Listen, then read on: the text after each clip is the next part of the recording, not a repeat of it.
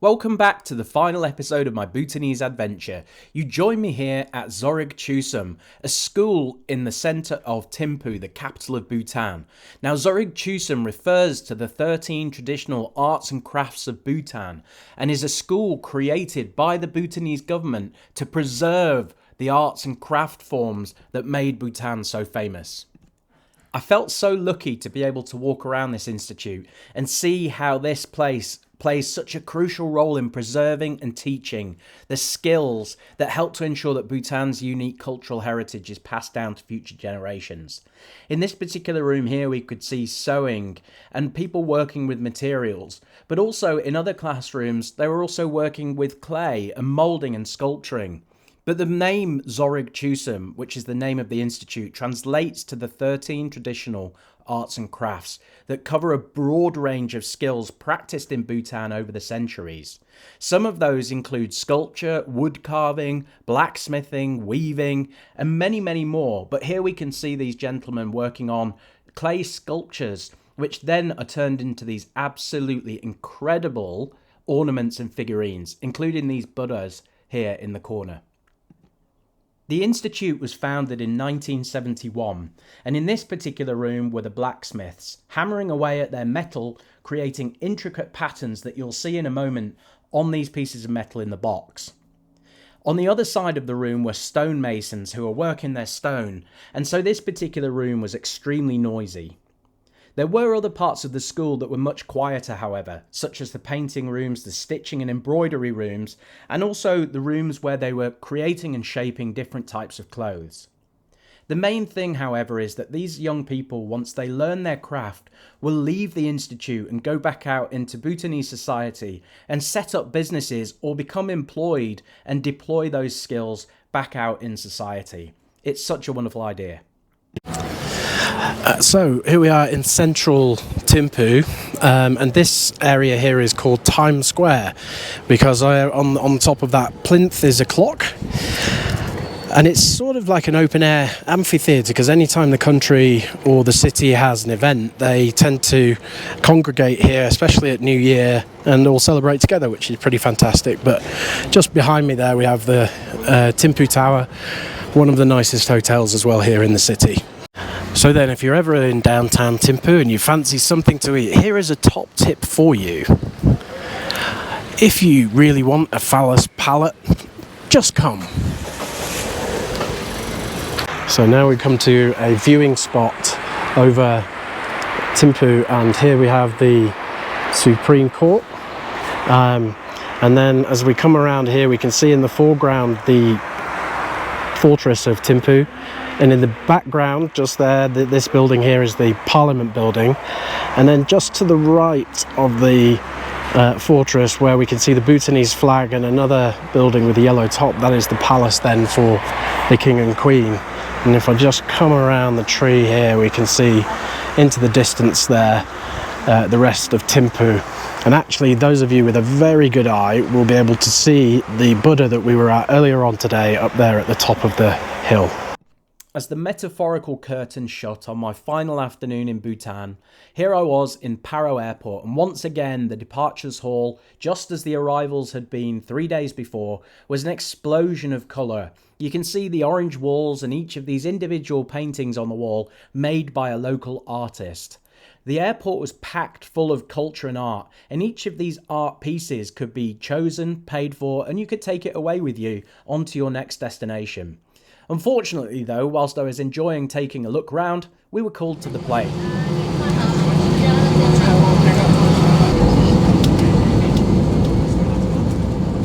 Due to its Himalayan location, Paro International Airport is one of the most dangerous airports to fly into, but also out of. So to get away from the mountains quickly, as soon as we took off, our pilots pulled back on the control levers and we took off extremely steeply. I'd never taken off at this angle of attack before. 5 seconds later, we're already banking to the right, and we're going to start to follow the river that goes through the valley to make sure that we stay away from the mountains that flanked us on both sides. Now, it usually takes 2 or 3 minutes before your plane gets to the clouds, but within 30 seconds of this flight, our nose of our plane was already tickling the cotton wool of the clouds straight ahead of us. One of the things that really blows me away about travel is that no matter how many times you fly or the destinations that you go to, there's always something new to experience. So after quite an exciting takeoff from Paro International Airport, we're making a steady climb now southwest out of Paro. We'll be crossing the border into northern India before then carrying on west over to Kathmandu in Nepal.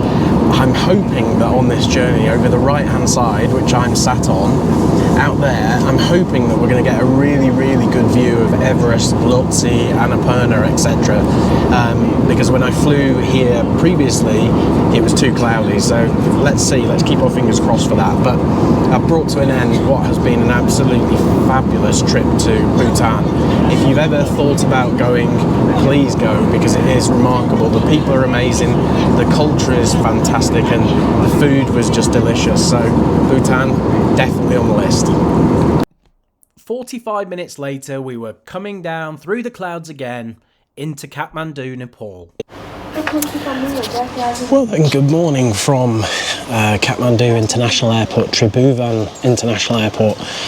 It's Wednesday and I was supposed to be flying home on Friday. However, I discovered yesterday that Emirates cancelled my flights home. True story. And the reason being is that on my way out here, I can't remember if I told you, but after the original flight from Gatwick to Dubai, I fell ill. I had food poisoning.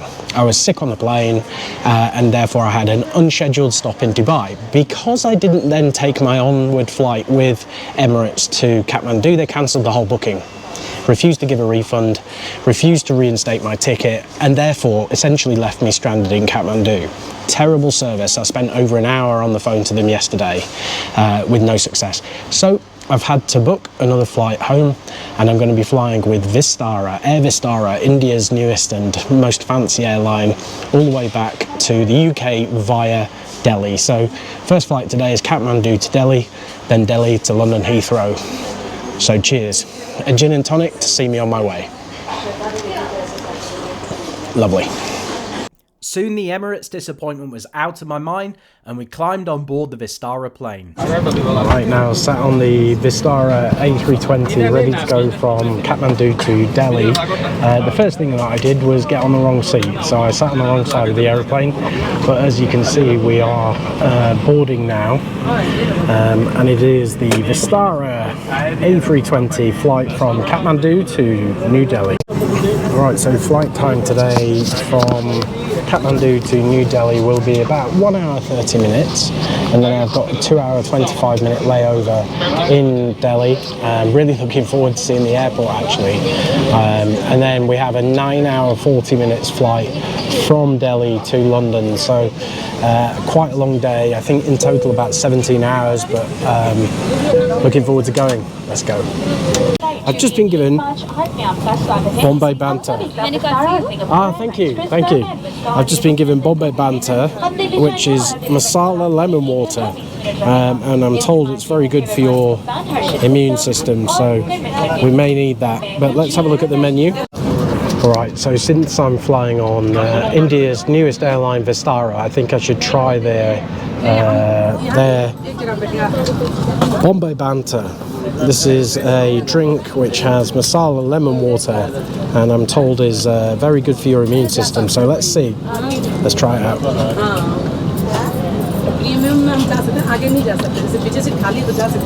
Okay, so it's lemon water with curry. Basically, it's lemon water with masala. It's nice. I like it actually. It's good. It balances really well. I was never expecting a drink to taste like curry, but it does. Very nice. For what felt like the umpteenth time, I saw the ground fall away below us as we flew through the clouds up to our cruising altitude. But it wasn't long after we got up to cruising altitude that the crew started to bring out our food. I have gone for a chicken dinner, winner chicken dinner, and here we have a chicken korma with some rice and vegetables, a bread roll, a little sweet corn salad, and then a sweet, which I won't eat because I don't eat sweets, but the butter is so cute. Look at that. I'm all butter. Nice work, Vistara. And as my curry digested, I had a few minutes to look out of the window at the beautiful dark blue sky before we landed into Delhi Airport. Alright, so here now in Delhi Airport, ready to fly to the UK, to Heathrow on the Boeing 787-9 Vistara to London. Quite a quick and stressful connection, to be honest, in Indira Gandhi Airport. I had 2 hours, which I thought would have been a lot, but their queues are insane. Even if you're doing an international transfer, you need to leave a lot of time. I left 2 hours and I don't think it was enough, to be perfectly honest. I'm here, you can probably see I'm sweating a little bit. So I would say maybe 2 hours, 3 hours is probably what you need to come through Indira Gandhi Airport in Delhi. However, we are here now and there is our bird to take us home. So seated now on board the Vistara 787 Dreamliner to London from Indira Gandhi Airport, and I have the worst seat on the plane. I am in the middle seat of the middle aisle for the next 9 hours 40 minutes. Joy of joys. Okay, so just had the second service on Air Vistara, and we have a Bombay Banta like we had from Kathmandu. I've got a coffee here, and then also I have a, I'm not sure what this is. Oh, here we go. Oh, it's like a roti and some curry. Looks good. So after almost 2 weeks on the road, we came through the clouds to land at Heathrow to wrap up an amazing journey. I hope you've enjoyed it and join me next time as we travel the world. Finally, a huge thank you to all of you who've subscribed and watched my videos. If you haven't done already, please hit that subscribe button. I want to visit every country in the world and take you with me. For now though, it's goodbye and I'll see you on the next one.